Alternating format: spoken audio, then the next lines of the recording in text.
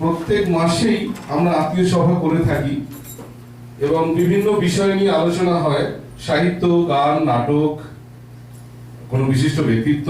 আজকে বিশেষ দিনটিতে আমরা বেছে নিয়েছি শ্রীরামপুরের ইতিহাস সেই নিয়ে আলোচনা করার জন্য, এবং আমাদের মধ্যে উপস্থিত হয়েছেন অনেক শ্রীরামপুরের বিশিষ্ট ব্যক্তিত্ব।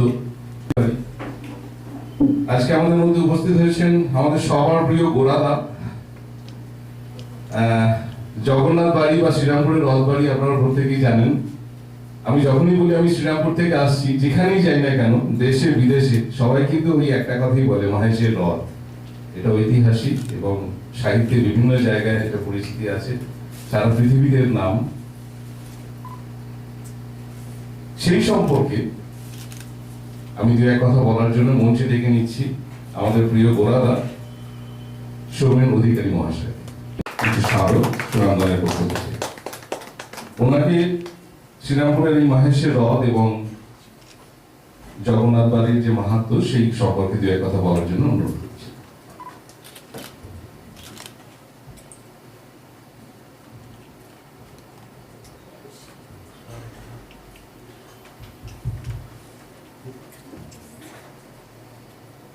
জয় জগন্নাথ।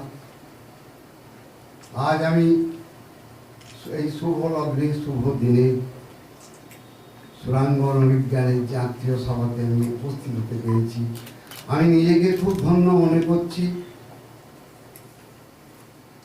শ্রীরামপুর অতি প্রাচীন শহর, মহেশ আরো প্রাচীন শহর, গ্রাম তখন ছিল।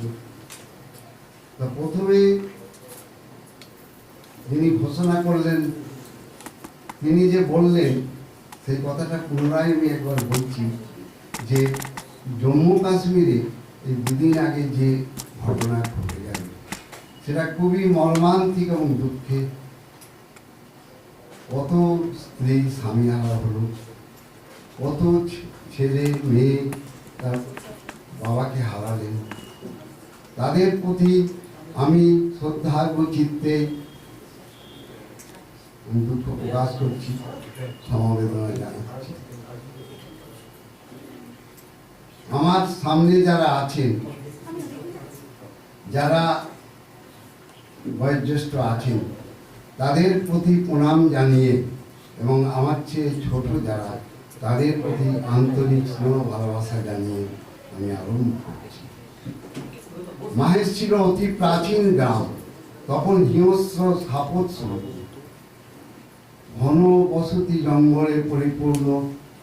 সেখানে একটি ভাগীরথীর তীরে জগন্নাথ ঘাট যেখানে এখন, সেখানে সর্বত্যাগী সাধক ধ্রুবানন্দ ব্রহ্মচারীর একটি আখড়া ছিল। সব সন্ন্যাসীরা সেখানে থাকতেন। তিনি সেখান থেকে একবার সারা ভারত পরিভ্রমণ করার জন্য তিনি বেরিয়ে পড়লেন সেই উদ্দেশ্যে।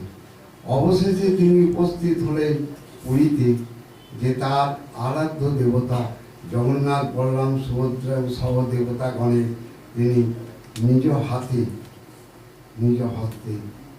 ভোগ নিবেদন করেন। যখন তিনি ভোগ নিবেদন করতে উদ্যত হয়ে গেলেন, তখনকার দিনের কঠোর নিয়মের বেড়াজাল অতিক্রম করে তখনকার পাণ্ডারা তাকে লাঞ্ছিত অপমানিত করে মন্দির থেকে বের করে দেয়।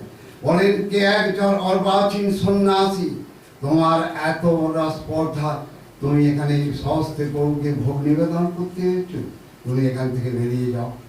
তাকে ঘাড় ধাক্কা দিয়ে মন্দির থেকে বের হয়ে গেল। তারপর তিনি বাইরে বটবৃক্ষ তলে 3 দিন 3 রাত্রি শুয়ে রইলেন, আত্মহত্যা করার জন্য। তা জগন্নাথ দেব তাকে বললেন যে, ধ্রুবানন্দ, আত্মহত্যা মহাপাপ, তুই মহেশে ভাগীরথীর তীরে ফিরে যা, সেখানে একটা নিম কাঠ ভেসে পাবি, তা থেকে জগন্নাথ, বলরাম, সুভদ্রার মূর্তি তৈরি করে তুই সাধন ভজনা কর। আমি তোর কাছ থেকে ভোগ নেওয়ার জন্য সাগ্রহে অপেক্ষা করব। ছিলেন সন্ন্যাসী, বলে মা তুমি মহেশে ছুটে এলেন, কঠোর সাধনায় লিপ্ত হলেন। এবং একদিন মুষলধারে বৃষ্টি হচ্ছে, বিদ্যুৎ চমকাচ্ছি, সেই বিদ্যুতের চমকানিতে তিনি একটি কাষ্ঠখণ্ড দেখতে পেলেন। সেই কাষ্ঠখণ্ডটাকে তিনি তীরে নিয়ে এলেন এবং সেখান থেকে তিনি জগন্নাথ বলরাম সুভদ্রা মূর্তি তৈরি করলেন। এক অতি সাধারণ এক ব্যক্তি তিনি এলেন, তিনি বললেন আমি করে দেবো। তিনি আর কেউ নন, তিনি স্বয়ং বিশ্বকর্মা। তিনি সেই পতিত পাবন রূপ, অর্ধচন্দ্রকলার মতো হাসি, পটল ছেঁড়া চোখ, বাঁশপাতার মতো নাক, বলল পতিত পাবন রূপ আপনার আমি তৈরি করে দেবো। সেইভাবে উনি সমস্ত তৈরি করেছিলেন। সেখান থেকে জগন্নাথ তিনি সঙ্গে সঙ্গে অদৃশ্য হয়ে গেলেন। তারপর থেকে জগন্নাথ বলরাম সুভদ্রার মূর্তি তৈরি করে সাধন ভজনা করতে লাগলেন সাধক ধ্রুবানন্দ ব্রহ্মচারী।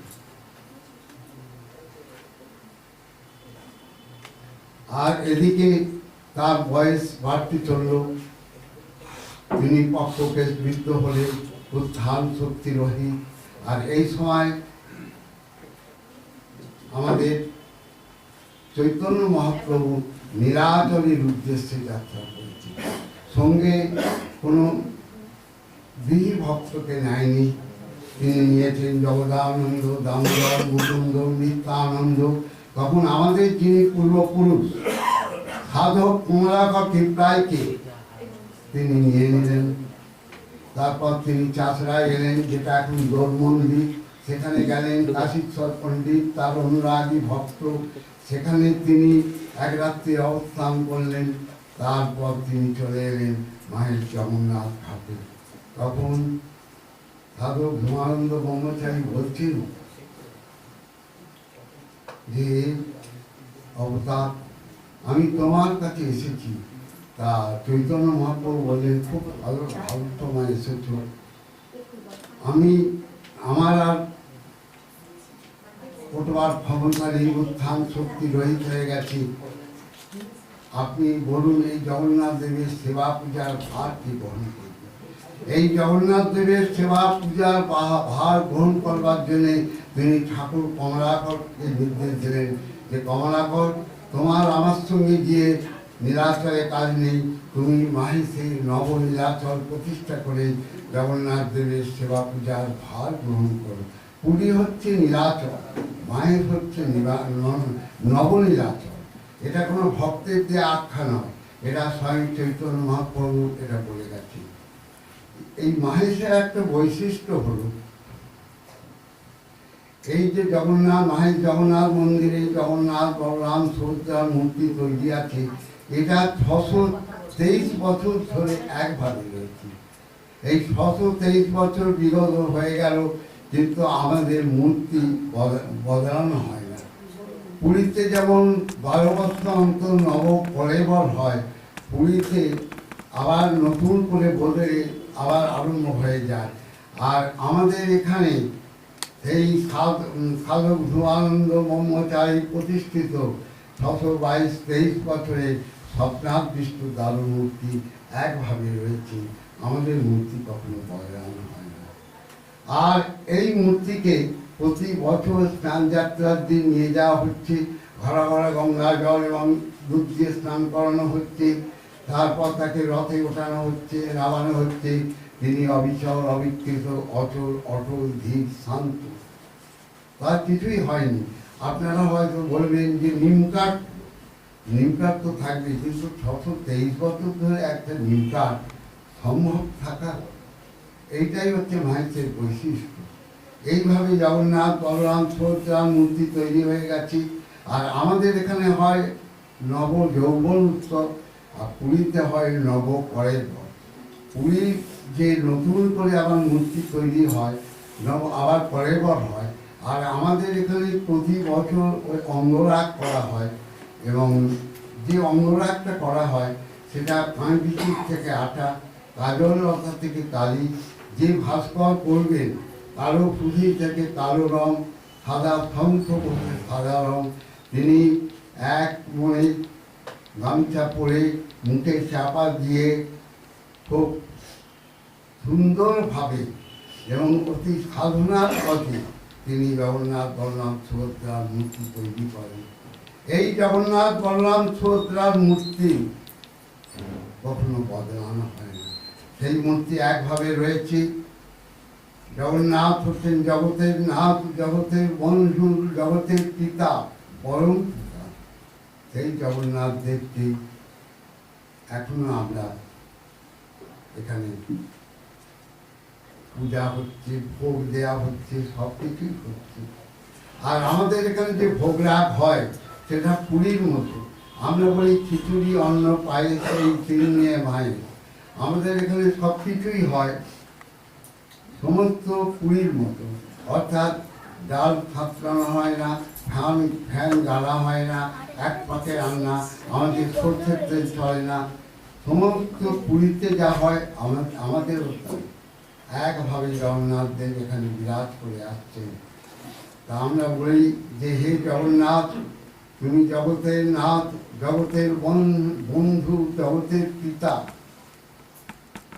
তুমি তো পরম পিতা, তুমি তো সর্বদেবতার ঊর্ধ্বে, তোমার উপরে তো কোনো দেবতা নেই। আমি একবার কালীঘাটে গেছিলাম, তা সেখানে দেখি একজন মারোয়ারি প্রচুর সোনার গয়না টয়না পরে এসেছে, আমার সঙ্গে পরিচয় করিয়ে দিল। উনি বললেন উনি জগন্নাথ। তা ইনি বলছেন আমি শনি মঙ্গলবার কালীঘাটে আসবই, দশমী ঝড় জন্দা তুফান হোক, কিন্তু জগন্নাথ দেব আমার কাছে সর্বদেবতা। সেই জগন্নাথ দেবকে মহেশ, আমরা বলি মাহেশ মাহেশ মাহেশ যথা প্রভু জগন্নাথ বিভু করণ। আমাদের যেখানে যে পূজা রীতি আচার যা হয় সমস্ত এখানে পুরীর মতো, অর্থাৎ উৎকল মতো। উৎকল মতে আমাদের রথযাত্রা হয়, স্নানযাত্রা হয়, স্নান মঞ্চে নিয়ে গিয়ে রথের দিন ওনাকে রথে ওঠানো হয়। যখন রথে ওঠানো হয় তখন সবাই যে ঘরে আমি দেখতে চাইছি না দিকে ধরছেন, তখন মুচি ম্যাথর চন্ডাল সবাই তাকে জড়িয়ে ধরছে। আর যখন রথের ওপরে যাচ্ছেন তখন তিনি হয়ে গেলেন লর্ড। তখন পুষ্পমাল্যে বিভূষিত হয়ে অনেক সোনার গয়না পরে, বিশাল মটর মালা পরে, মুকুট পরে উনি চলেছেন অগ্ন মাসির কুঞ্জে। কোথায় সেটা? মাসির বাড়ি। এই যে মাসির বাড়ি, এটা মার বোন মাসি নয়। অর্থাৎ শ্রীকৃষ্ণ একবার বৃন্দাবনে যান, বৃন্দাবন থেকে মথুরায় যান রাজা হয়ে। তা উনি মথুরায় গিয়ে রাজা সেজে বসে আছেন। ওনার সবচেয়ে ওনার কাছের লোক হচ্ছে গোপিনীরা, আর উনি গোপিনীদের অসম্ভব আন্তরিকভাবে স্নেহ করতেন। তা গোপিনীরা ওখানে গেলেন, যে তার সখাকে সেইভাবে পেলেন না। তারা চান তার সঙ্গ সুখ, তার সঙ্গে খেলাধুলো করবো, কুঞ্জবনে ঘুরে বেড়াবো, কিন্তু তিনি তো রাজা হয়ে বসে আছেন। আবার গোপিনীরা চলে এলেন ব্যর্থ হয়ে। তা তিনি তো সব বুঝতে পারেন অন্তর্যামী ভগবান। তখন তিনি ঠিক করলেন যে আমি এই নদী সোজারথ থেকে উত্তরথ পর্যন্ত এই নদী আমি পৌর্ণমাসী কুঞ্জে অতিবাহিত করব। পৌর্ণ হচ্ছে পয়ের ঔষধ মধ্যে 9 দিন। পৌর্ণমাসী হচ্ছে একজন মাস, অর্থাৎ ললিতা, বিশাখা, স্বাতী, চন্দ্ররেখা যেমন মাস সমস্ত আছে, হিন্দু রেখা সেই রকম পৌর্ণমাসীও এক সপ্তাহ। পৌর্ণমাসীর সঙ্গে উনি 9 দিন এখানে কাটালেন, প্রেম রসে মধুর ঘরে কাটালেন। আবার 9 দিন বাদে উনি আবার রথে চড়ে শ্রীমন্দিরে ফিরে আসেন। এই যে জগন্নাথ দেব পুরীতে যেখানে বসে আছেন সেটা হচ্ছে রত্নবেদী। এই রত্নবেদী 1,00,000 শালগ্রাম শিলার উপর জগন্নাথ বলরাম সুভদ্রা পরিবেশিত হয়ে বসে আছেন। আর আমাদের এখানে 1000 শালগ্রাম শিলার উপর জগন্নাথ দেব বসে রয়েছেন। এটাও কম কথা নয় যে 1000 সালগ্রাম শিলার উপর মাহেশ্রী জগন্নাথ দেব বিরাজ করছেন। আর এই মাহেশ্রের রথ তো আর বলার কিছু নেই, তো অদ্বিতীয় মাহেশ্রের রথ। যে তো নেক্সট টু পুরীর পরেই মাহেশ্রের রথ। এই মাহেশ্রের রথকে কেন্দ্র করে রাধারানীর উপন্যাসকে কেন্দ্র করে, যেটা বঙ্কিমচন্দ্রের রাধারানী উপন্যাস কেন্দ্র করে আজ চিরস্মরণীয় হাসি হয়ে আছে আমাদের এই মাহেশ। সেই মাহেশ যে গ্রাম ছিল আস্তে আস্তে সেটা শহরে পরিণত হচ্ছে। মাহেশে আশা করি আমরা কেউ থাকবো না, কিন্তু রথযাত্রা যেমন হয়েছে সেইভাবেই হবে। আমাকে এবারে দূরদর্শন জিজ্ঞেস করেছিলেন যে আপনি তো এতদিন চালিয়ে এলেন সুষ্ঠুভাবে, তা আপনার তো বয়স হয়ে গেছে, আপনার অবর্তমানে সেবা পূজার ভারকে গ্রহণ করবে আপনার পুত্র। আমি বললাম আমি ঠিক জানি না, কারণ আমার আগে আমার পিতৃদেব ছিলেন, তিনিও জানতেন না যে কে জগন্নাথ দেবের সেবা পূজার ভারকে গ্রহণ করবে। তা জগন্নাথ দেবের সেবা পূজার ভার এর জন্য কোনো চিন্তা নেই, তিনি বড় বড় চোখ করে বসে আছেন, নিশ্চয়ই তিনি তার ব্যবস্থা করে যাবেন। তার এই যে পতিত পাবন রূপ, এই যে পটল চেরা চোখ, বাঁশ পাতার মতো নাক, অর্থচন্দ্র করার মতো হাসি, তো এই জগন্নাথ দেব আমিও থাকবো না, আপনারাও কেউ থাকবেন না, তখন দেখা যাবে জগন্নাথ দেব ঠিক বিরাজ করছে, ঠিক পুজো হয়ে যাচ্ছে, সব কিছুই হচ্ছে। আর এই রথযাত্রা আগে ছিল রথ কাঠে, তখন কাঠের রথ বলদেবাটি পর্যন্ত যেত কাঠের রথ। মাঝখানে একবার কাশি ডাক্তার লেনের কাছে উনি বিশ্রাম করতেন, এক রাত্রি ওখানে থাকতেন। ওটা রথার পাড়া বলে বিখ্যাত ছিল, রথার পাড়া।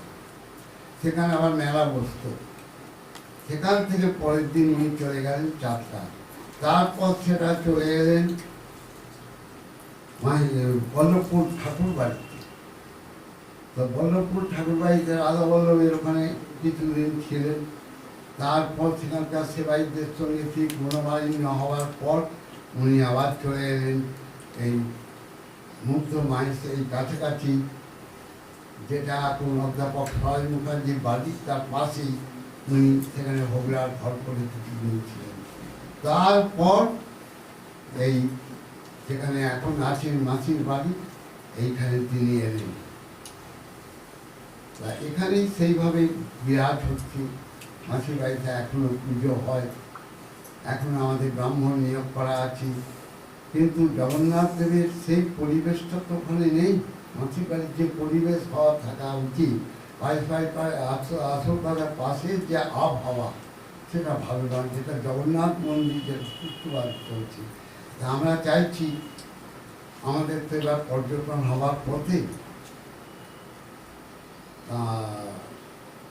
আশা করি আমরা যে প্রজেক্ট জমা দিয়েছি, তার সঙ্গে জগন্নাথ মন্দির দিয়েছি, মাসির বাড়ি দিয়েছি, রাধা বল্লভ মন্দিরও আছে, তা ওনারা তৈরি করছেন, আমাদের সুদৃশ্য তরুণ তৈরি করছেন। সেই গেটটা হবার পর, মন্দিরের কাজ হবার পর, স্নানপুরি মাঠটাকে উন্নতি করে তারপর তিনি আমাদের চলে যাওয়া হবে মাসির বাড়ি। তা এইভাবে জগন্নাথ দেব বহু জায়গায় এখন আছেন। আমি মায়াপুরে গিয়ে দেখেছি জগন্নাথ দেব, খিদিরপুরে পুষ্করবাসীরা জগন্নাথ দেব করেছেন, মুক্তানন্দবাবুর স্ট্রিটে জগন্নাথ দেব আছেন, কিন্তু মাহেশ সেই চিরস্মরণীয় একভাবে রয়েছে। পুরীর পরই মাহেশের স্থান। তা পুরীর যে উৎপল মন, আমাদের ঠিক উৎপল মতে আমরা যে হোরা পঞ্চমী উৎসব বলি, সেই হোরা পঞ্চমী উৎসব তো বিশাল আকারে হয় পুরীতে, আমাদের এখানেও সেইভাবে হয়। তারপর আমাদের দ্বাদশ গোপাল উৎসব বলা হয়, সেটাও খুব ভালোভাবে হয়। তা আমি জগন্নাথ দেবকে প্রণাম জানিয়ে আপনাদের সবাইকে আমার আন্তরিক কৃতজ্ঞতা জানিয়ে আমি আমার বক্তব্য শেষ করছি। জয় জগন্নাথ, জয় বলভদ্রদেব, মা সুভদ্রা কদাচিৎ কালিন্দিত বিপিন সঙ্গীত পরব মুদাভীনাদি বদন কমল সাদমূলক রমা ব্রহ্ম শম্ভুসুরপতি গণেশার্থিত পদ জগন্নাথ স্বামী নয়ন পথগামী প্রভু পূজে সর্বে বেনুচ্ছেরসি শিখবুচ্ছম পর্যতি ধূপরণ্যেত্রান্ত সৌধর পরক্ষম রামায়ণ সদা শ্রীমৎ বৃন্দাবন বসতি জয়া পরিচয় জগন্নাথ স্বামী নয়ন পথগামী ভবতু মে। জয় জগন্নাথ, জয় বলভদ্রদেব, মা সুভদ্রা, জয় দারুণ, দারুণ। গৌরাদার সঙ্গে আমরা সকলে পরিচিত হলাম। এক মিনিট দাঁড়ান। সৌমেন অধিকারী মহাশয়ের সঙ্গে আমরা সকলে পরিচিত হলাম। কারোর কোনো প্রশ্ন আছে মাহেশের রথ সম্পর্কে, বা যদি কারো থাকে? রথের উপর একটু জানতে চাইছি। দাদা, এখন যে রথটা চলছে, এর আগে আপনি বললেন কাঠের রথ, এই লোহার রথ কবে এই লোহার রথ ক্রিয়েট করে দিল? এই লোহার রথ 132 বছর আগে হয়েছে। তখন যখন কাঠের রথ নষ্ট হয়ে যেত তখনকার দিনে, কলকাতার বসু পরিবার হ্যাঁ, কাঠের রথ যখন নষ্ট হয়ে যেত, কাঠ তো আর শোধন করা যেত না। অনেক বৃদ্ধ বিশ্বাস ছিল, কাঠের তলায় প্রাণ দিয়েছে, আবার নতুন কাঠের রথ তৈরি হয়েছে। তখন শ্যামবাজার বসু পরিবার, কৃষ্ণচন্দ্র বসু, তখনকার দিনে 132 বছর আগে 20,000 টাকা খরচ করে বর্তমান রথটা তৈরি করে দেয়। এটা মাটির মান করে। এটা মার্টিন মান কোম্পানিকে দিয়ে করানো হয়েছে। এটা লোহার রথ, পুরো স্ট্রাকচারটা লোহার, বাইরে কাঠের পাটাতনে মোড়া, উচ্চতা হচ্ছে 50 ফুট, বড় বড় 12টা লোহার চাকা আছে। আর এটা ওজন কিরকম? ওজন 125 টন। 125 টন এখন হয়তো আরো বেড়ে গেছে, 125 টন ওজন ছিল। আর কি বলুন, ঠিক আছে, মন্দিরটাকে প্রতিষ্ঠা করে মন্দিরটা। আর মন্দিরটা আমার বলা উচিত ছিল, পাতুরিয়া ঘাটা নয়নচাঁদ মন্দির, মল্লিক পরিবার এই মন্দিরটি তৈরি করে। উনি রাধাবল্লভ মন্দিরটাও দেবেন ওনার নাম। হ্যাঁ, রাধাবল্লভ আগে আমাদের মন্দির তৈরি করে দেন, জগন্নাথ দেবের মন্দির। পরবর্তীকালে তিনি রাধাবল্লভ মন্দিরটাও তৈরি করেন। রাধাবল্লভ মন্দির তো 450 বছর আগেকার, আর আমাদের 623 আরেকবার বছর। নামটা বলবেন। নয়নচাঁদ মন্দির। কোনটা? যিনি মন্দিরটা হ্যাঁ, ঠিক করেছেন। আছে। ও, নয়নচাঁদ মন্দির, পাতুরিয়া ঘাটা নিবাসী নয়নচাঁদ উনি মন্দির। রঞ্জিত মল্লিক মানে কি হন শুনছিলাম। হ্যাঁ? রঞ্জিত মল্লিক ওনার না না, রঞ্জিত মল্লিক অন্য মল্লিক পরিবার, এদের সাথে কোনো সম্পর্ক নেই। এটা হচ্ছে পাতুরিয়া ঘাটার মল্লিক পরিবার যারা আছে। আর শ্যামবাজার বসু পরিবারের পক্ষে 132 বছর আগে কৃষ্ণচন্দ্র বসু এই মন্দিরটি তৈরি রথ। রথ। রথটা তৈরি করে। কৃষ্ণচন্দ্র বসু। ঠিক আছে। আর কিছু বলার আছে কম? এই নতুন কিছু শুনছিলাম, মানে একটু কি হতে পারে বা একটা উৎসাহ আছে আমাদের। এখানে আমাদের মন্দিরটা নতুন ভাবে তৈরি হবে, আমাদের স্নানপুরি মাঠটা ভালোভাবে তৈরি হবে, তারপর আমাদের দুটো নতুন সুদৃশ্য তোরণ হবে, আমাদের অতিথিশালা হবে, গেস্ট হাউস হবে এখানে, এবং আমাদের এই গেট জিটি রোড থেকে আর জগন্নাথ দেবের মন্দির পর্যন্ত সুন্দর লাইট দিয়ে সাজানো হবে, রাস্তা তৈরি হবে। ঠিক আছে। ঠিক আছে, আমরা গৌরাদাকে অসংখ্য ধন্যবাদ। আমি শেষে দু এক কথা বলার জন্য আমাদের আচার্য কুমকুম ভট্টাচার্যকে মঞ্চে ডেকে নিই। একটু বসবো, এক মিনিট বসবো, খালি এক মিনিট একটা দেখাবো। আপনি যেটা বলছিলেন যে বাবার সঙ্গে আপনার একটা ইয়ে ছিল, হ্যাঁ। আপনি সেটা এখানে বলবেন। এই যিনি চিরস্মরণীয় হয়ে আছেন, স্বর্গীয় জগবন্ধু অধিকারী। আমার যখন কম বয়স ছিল, এবং কুমকুম অনেক কম বয়স ছিল, তখন আমি জগবন্ধু অধিকারী বাড়িতে যেতাম, প্রতি রবিবার যেতাম, এবং উনি আমাকে প্রচণ্ড স্নেহ করতেন। শুধু তাই নয়, ওনার বেহালা যে বাদক, উনি বেহালা বাজাতেন এত সুন্দর, সে বলবার নয়। উনি আমাদের সঙ্গে এক জায়গায় গেছিলেন, নামগানে, উনি সেখান থেকে মেডেল পেয়েছিলেন একটি। উনি এত সুন্দর, সবাই বলেছিলেন দাঁড়ান আমরা বেহালা শুনবো, সেই জিনিসটা ভুলবার নয়। তা আজকে ওনার মূর্তি দেখে আমি কেঁদে ফেলছিলাম যে এই মূর্তি যখন ছিল, উনি যখন জীবিত ছিলেন আমি অনেকবার দেখছি। তবে এই কথাটা আমার বলা উচিত ছিল, বলা হয়নি, আমি আন্তরিক দুঃখিত। আমার মনে পড়ে যে আমি তখন ফ্রক পরা, মানে উনি তখন ভীষণ সুন্দর, তখন আমার যুবক বয়স। আমার সেই ছবিটা মনে আছে। এবং আমাদেরও ছোট রথ ছিল একটা, গোপাল ঠাকুর আমার বাপের বাড়ি, সেই সূত্রেও ওনার সঙ্গে। তারপরে আমরা অধিকারী, সেই সূত্রে একটা উনি প্রতিষ্ঠা করেছিলেন বলে আজকে আমরা আজকে আমরা, এবং ওনার আমার মানে যিনি প্রতিষ্ঠাতা তার উচ্চারণটা সবসময় আমাদের কাছে সুখে। এটা তো উচিত করা। আর উনি যখন পড়েছিলেন না, তখন আমি তখন উপস্থিত ছিলাম। আমরা কয়েকটা ছবি দেখে নিই এইখানে। আমরা রথ সংক্রান্ত কয়েকটি আর ছবি। ওনার হাতে একটু সামান্য মিষ্টি আমরা তুলে দিচ্ছি।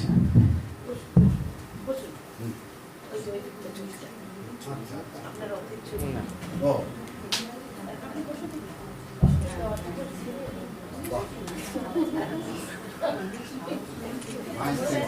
আমাদের গর্ব, আমাদের অহংকার। এই না, এটা জগন্নাথ জগন্নাথ দেবের মন্দির। আর এই জগন্নাথ দেব উনি বিরাজ করছেন।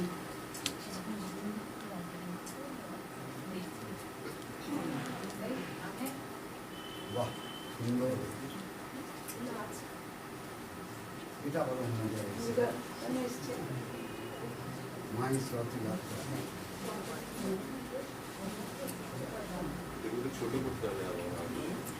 ঠিক আছে, খুব ভালো।